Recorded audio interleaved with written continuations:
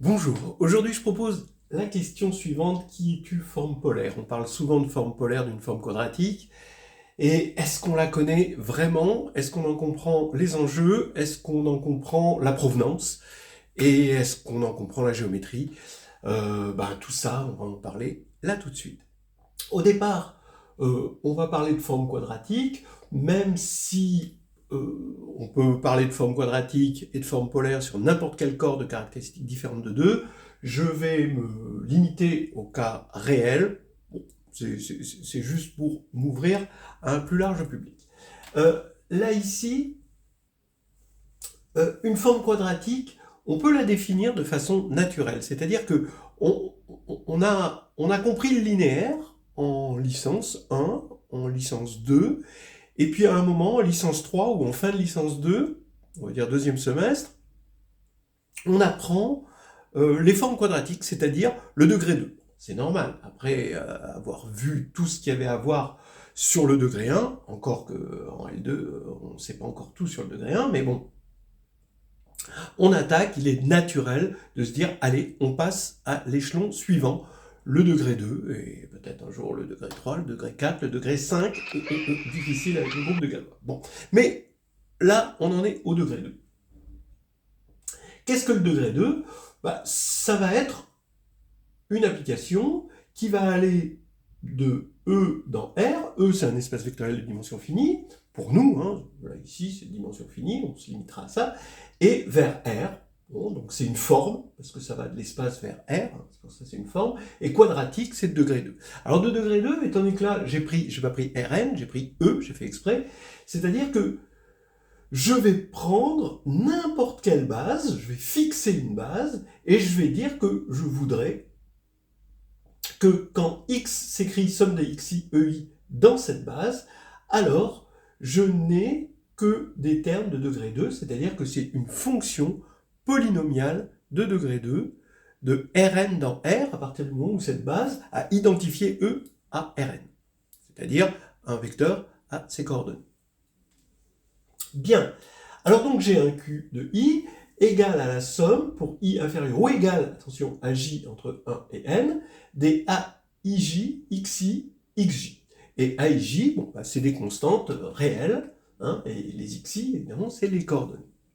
Alors bien sûr, il faut quand même faire attention, quand on a choisi une base, toujours, c'est un réflexe d'algébriste, on a choisi une base, on essaye de se dédouaner du choix, hein, et donc on dit, si j'avais pris une autre base, eh bien j'aurais ici des changements de variables qui sont homogènes de degré 1, d'accord, des formules de changement de variables, et donc ça resterait encore de degré 2, on aurait d'autres constantes AIJ, mais ça resterait polynomial de degré 2. Donc cette définition, faut le vérifier, ne dépend pas du choix de la base. Bien. Et là, débarque, et pour certains, ce débarquement est soudain et parfois incompris, débarque cette forme polaire, dont le but de cette vidéo, c'est de vous montrer d'où elle vient et où elle va. C'est B de xy, alors x et y sont dans E, voilà, c'est somme de A, I, xi, yi, somme de i strictement inférieur à j, de aij, xi, yj, plus xj, yi sur 2. Comment on l'obtient? Là, vous voyez, j'ai un peu triché, c'est-à-dire, j'ai fait un choix de base. Donc, je suis parti de la base, du choix de base, pour définir ma forme polaire. On corrigera ça plus tard. On voit qu'il y a un certain strabisme, dans le sens que le xi, xi est devenu xi, yi, d'accord, puisque x s'est dédoublé en quelque sorte, hein, par rapport à cette fonction, hein, on a pris une fonction à deux variables dans E, et si i est différent de j, alors xi, xj, il ne peut pas devenir xi, yj, ni xj, yi, mais bon, il fait moitié-moitié, il fait la moyenne des deux. Qu'est-ce qu'on voit tout de suite ici? En tout cas, ça en a l'avantage. faut bien qu'il y ait un avantage à choisir une base, c'est que ici, c'est linéaire en x, puisque vous voyez que tous les termes ici portent une coordonnée de x en degré 1. Ici, ici. Et c'est linéaire en y. De la même manière. C'est-à-dire, c'est une forme bilinéaire. De plus, le fait d'avoir créé une justice en ne privilégiant pas i par rapport à j, ou le plus petit par rapport au plus grand, ou quelque chose comme ça, et en faisant moitié-moitié, en quelque sorte, ici, fait qu'on a une forme symétrique. C'est-à-dire que quand je remplace x par y et y par x, j'ai exactement la même chose. Donc, bref, j'ai une forme bilinéaire, symétrique, je le vois tout de suite. Maintenant, le problème dans cette histoire, c'est que cela dépend de la base choisie. Donc, on va trouver une formule de la forme polaire qui est indépendante de la base.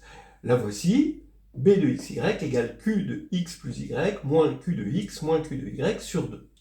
Là, on peut passer facilement de là à là en regardant juste les cas où AIJ égale 1 et pour les autres ça fait 0. On fixe un IJ, I inférieur ou égal à J, et ça vaut 1 et pour les autres 0. C'est-à-dire on a juste XI, XJ pour la forme quadratique. Et ensuite, on fait une combinaison linéaire de tout ça, et on se rend compte que cette formule correspond bien à ça. Par exemple, si je fais xi carré, juste la forme q de x égale xi carré, ici j'ai x plus yi, donc xi plus yi au carré, moins xi carré moins yi carré, ça fait 2 xi yi sur 2, ça fait xi yi, et c'est bien exactement ce que j'ai ici. Voilà. Donc on vérifie que ça et ça correspondent bien. Ce qui a l'avantage ici d'avoir une formule sans besoin de base, indépendante d'une base, et en plus de voir ici que ça, c'est pas évident, c'est bilinéaire. Quand vous regardez cette formule, il n'est pas clair du tout que c'est une formule qui définisse quelque chose de bilinéaire. Que ça définisse quelque chose de symétrique, oui, tout à fait, c'est symétrique en x et y, mais bilinéaire, c'est pas clair, c'était beaucoup plus clair ici. On peut aussi le définir comme ceci, c'est aussi une alternative à la définition de la forme polaire, mais on va voir que je me servirai plus souvent de celle-ci. On gagne aussi dans la symétrie à avoir une unicité. Effectivement, on montre que B, c'est l'unique forme bilinéaire symétrique telle que B de xx égale Q de x pour tout x dans E. Cette unicité est très intéressante parce que par strabisme, on peut dire, voilà, Q de x, je veux trouver sa forme polaire, et bien, je donne ça, et pourquoi c'est la forme polaire? Eh bien, parce qu'on voit bien qu'elle est bilinéaire, et on voit bien qu'elle est symétrique. Et par unicité, c'est celle-là. Et souvent, les gens utilisent cette formule-là et se retrouvent à faire des gros calculs pour tomber là-dessus, alors que c'est inutile grâce à ce critère d'unicité. Pensez toujours à utiliser l'unicité, c'est important. Alors qu'est-ce qu'on a fait jusqu'à présent? Si vous écoutez les mots, vous avez entendu quadratique, donc de degré 2, et ensuite forme bilinéaire, il y a à partir de Q, on a un unique B, à partir de B, on a un unique Q. Ça veut dire que on a remplacé le degré 2 par bilinéaire, c'est-à-dire 2 fois le degré 1. Ouais! On est sur une bonne lancée là. Maintenant, on va faire un pas supplémentaire. On a psi B, une fois qu'on a défini B, cette forme polaire, qui va de l'espace E dans son dual, c'est-à-dire l'ensemble des formes linéaires sur E, ou des applications linéaires si vous préférez de E dans R, qui à X donne BX truc, c'est-à-dire ça c'est une forme linéaire qui à Y associe B de X, Y. Donc ça va bien de E, ici, Y appartient à E, dans R, puisque B de X, Y appartient à R. Bien, alors vous remarquerez deux choses, c'est que psi B va bien dans E étoile, parce que comme B est linéaire à droite, eh bien, ça, c'est bien une forme linéaire. Comme B est linéaire à gauche, psi B est bien une application linéaire de E dans E étoile. Donc voilà, on a obtenu psi B appartenant à E, L de E dans E étoile. Bon, alors ça, c'est extraordinaire. Parce que qu'est-ce qu'on a fait? Finalement, bon, B est entièrement déterminé par psi B, et ça veut dire qu'en gros, on a remplacé une forme de degré 2, c'est-à-dire on a remplacé du degré 2, une problématique de degré 2, en une problématique de degré 1. Ouah, il est fort ou pas, mon pote? Je suis épaté. Donc voilà, on avait des problèmes quadratiques, et là on a des problèmes linéaires. Bon, c'est extraordinaire. D'autant plus que, bon, ben voilà, quand on arrive en fin de L2 ou en début de L3, on apprend les formes quadratiques, et tout d'un coup, fou, on balance tout sur le linéaire où on sait résoudre tous les problèmes, surtout des applications linéaires. Donc ça veut dire que on peut définir le noyau, d'accord, d'une forme, d'accord, le noyau de Q en quelque sorte. Attention, c'est pas l'ensemble des x tel que Q de x égale 0, mais ça va être le noyau de psi b, l'image d'une forme. On peut définir le rang d'une forme, c'est-à-dire qu'on va avoir des tas d'invariants, voilà, qui vont nous donner une saveur, qui vont nous donner une caractérisation de la forme quadratique sur laquelle on travaille. Donc ça, c'est important. Et puis même, le simple fait d'avoir transformé du degré 2 en degré 1 est extraordinaire. Mais mieux que ça, on va pouvoir définir des matrices de la forme quadratique. Alors, bien sûr, on pourrait inventer n'importe quelle matrice pour ranger ces AIJ, hein, d'accord, puisque Q dépend de façon unique, on a compris, de ces AIJ, ok. Et on pourrait mettre ça, ranger ça dans une matrice, mais on aurait l'impression de faire un peu n'importe quoi, de ranger comme ça au hasard dans une matrice. Bon. Mais là, non, c'est bien pensé. C'est-à-dire que la matrice de Q, par définition, ce sera la matrice de psi b. Si on fixe une base E, ici on va mettre comme base E, et ici la base duale E étoile. Et on va trouver cette matrice-là avec les AII sur la diagonale et les AIJ sur 2. Vous voyez cette espèce de symétrie hein, qui vient du fait qu'on avait construit une forme bilinéaire symétrique, ici, AIJ sur 2. Voilà.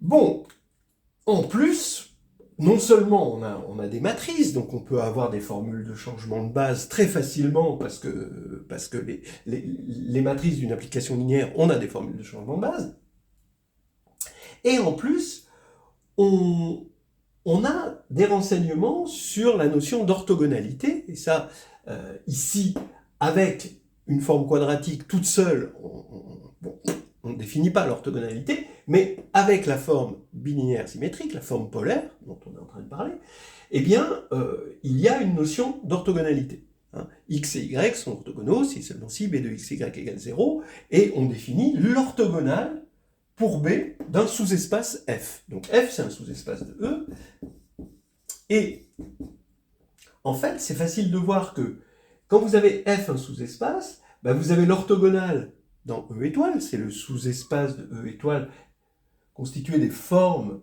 linéaires sur E qui annulent F.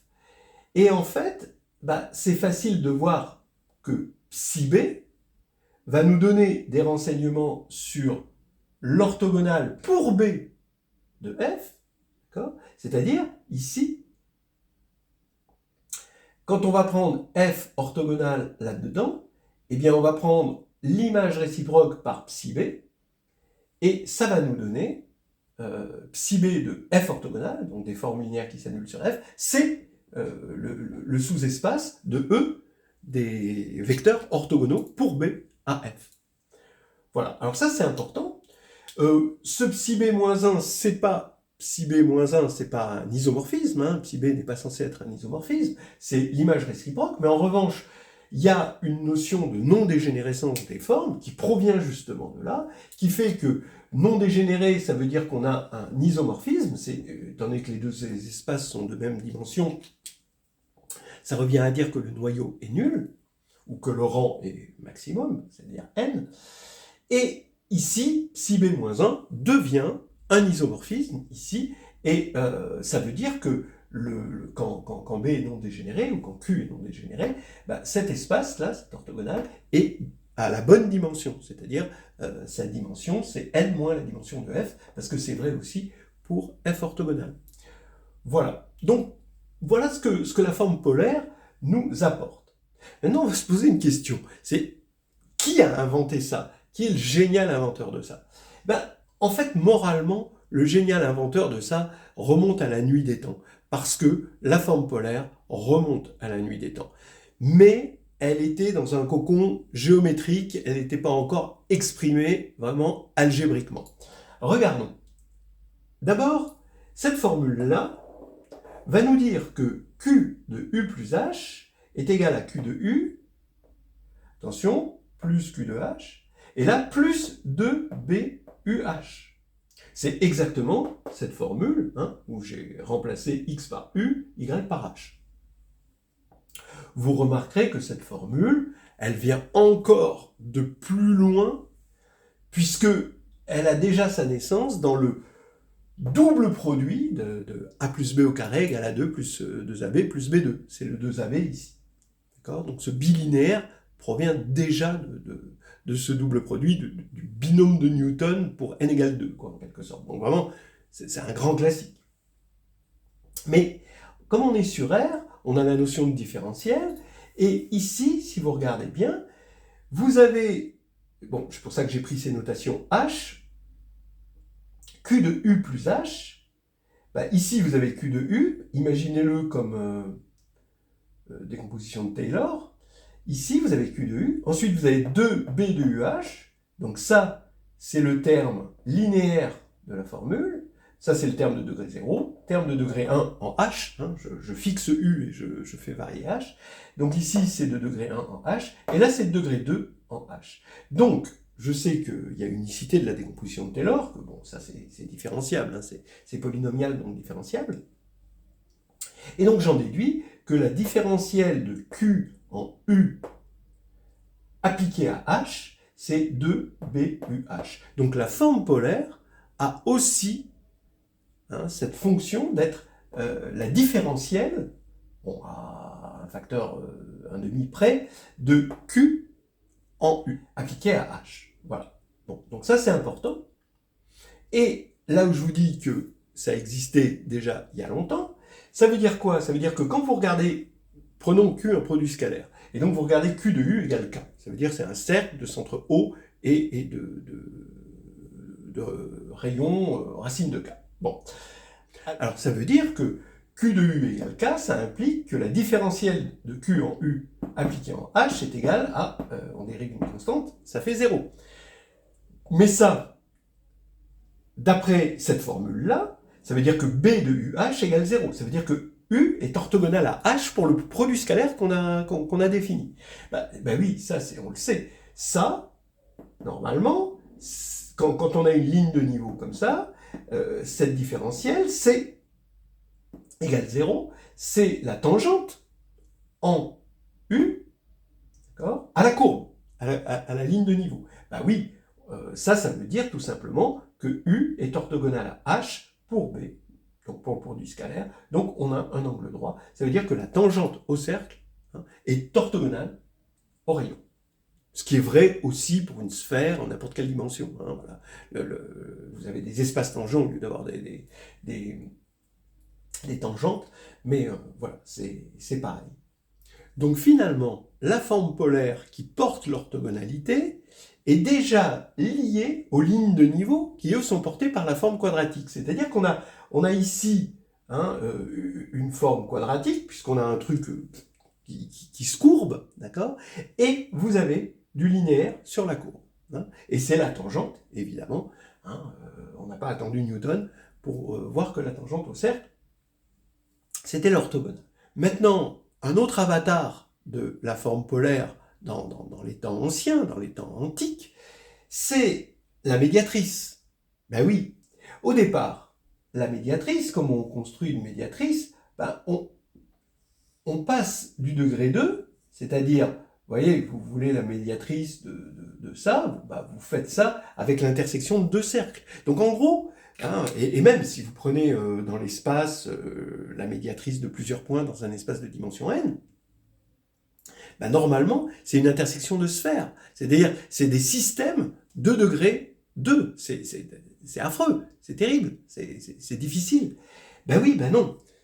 Vous voyez, le degré 2 se linéarise depuis l'Antiquité. D'accord ? C'est-à-dire, regardez, hein, ici, vous avez, pour créer une médiatrice, vous n'avez pas besoin de résoudre des équations de degré 2. Vous avez juste besoin d'une règle. Bon, bien sûr, évidemment, il faut trouver l'angle droit. Mais ici, vous tracez une droite. D'accord ? Donc vous aviez un problème de degré 2, vous l'avez transformé en un problème de degré 1, c'est-à-dire, hop, vous utilisez juste la règle pour tracer votre truc. Alors, ça vient d'où ? Bah oui, parce que la médiatrice, ça voudrait dire, si Q c'est le produit scalaire, c'est la forme euclidienne, on va dire, Q de x moins U égale Q de x moins V, donc ici c'est ça, hein, voilà, x. Et quand vous allez développer avec cette formule, vous allez obtenir facilement b de x v moins u, hein, quand vous allez développer, simplifié par q de x, est égal à une constante, hein, parce que u et v sont fixés, qui est q de v moins q de u sur 2.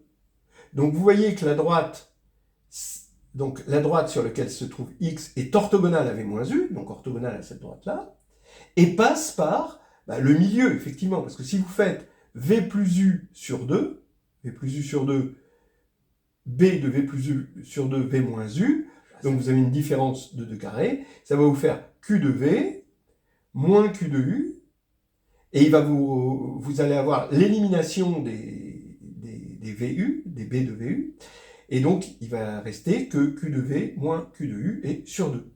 Ce qui veut dire que c'est la droite, la médiatrice, c'est la droite orthogonale à ce segment qui passe par le milieu. Donc ça, c'est connu depuis longtemps, et ces problèmes de linéarisation, ils reviennent à la surface avec des nouveaux mots qui s'appellent forme polaire, avec des nouveaux concepts, etc.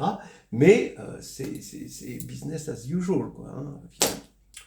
Voilà, je voulais juste vous raconter cette petite histoire. Gros cerveau.